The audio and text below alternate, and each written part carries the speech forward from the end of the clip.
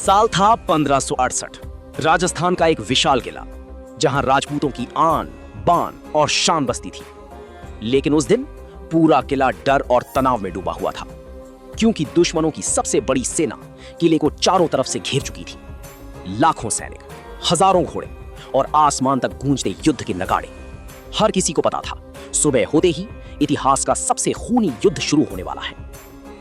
उसी किले में रहता था एक युवा राजपूत योद्धा, वीर प्रताप। बहुत कम उम्र, लेकिन दिल शेर से भी ज्यादा खतरनाक। उसने बचपन से सिर्फ एक बात सीखी थी, राजपूत कभी झुकते नहीं। वीर प्रताप अपनी तलवार से इतना तेज था कि दुश्मन उसका नाम सुनकर कांपते थे।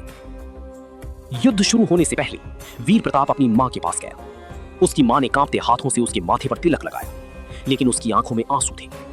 मां बोली, बेटा, अगर वापस आओ तो जीत कर आना, और अगर ना लौटो तो ऐसा इतिहास छोड़ना जिसे दुनिया सदियों तक याद रखे। सुबह होते ही किले के दरवाजे खुल गए और हजारों राजपूत सैनिक हर हर महादेव के नारों के साथ मैदान में उतर गए। धरती कांप रही थी, आसमान धूल से भर चुका था, तलवारें टकरा रही थी, चीखें गूंज रही थी, लेकिन वीर प्रताप हर दुश्मन को मौत की नींद सुला रहा था। युद्ध के बीच किले के एक आदमी ने लालच में आकर दुश्मनों के लिए गुप्त दरवाजा खोल दिया, और अचानक दुश्मन सेना किले के अंदर घुस गई।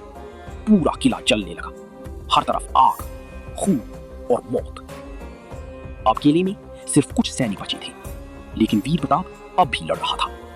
उसके शरीर पर दर्जनों घाव थे, खून लगातार बह रहा था, लेकिन उसकी तलवार रुक नहीं रही थी। दुश्मनों ने उसे चारों तरफ से घेर लिया, फिर भी वो अकेला सैकड़ों सैनिकों पर भारी पड़ रहा था। आखिरकार एक दुश्मन ने पीछे से वार कर दिया। वीर प्रताप घुटनों पर गिर पड़ा, लेकिन मरने से पहले उसने अपनी तलवार जमीन में गाड़ दी और जोर से चिल्लाया, राजपूत मर सकता है लेकिन कभी हार नहीं सकता।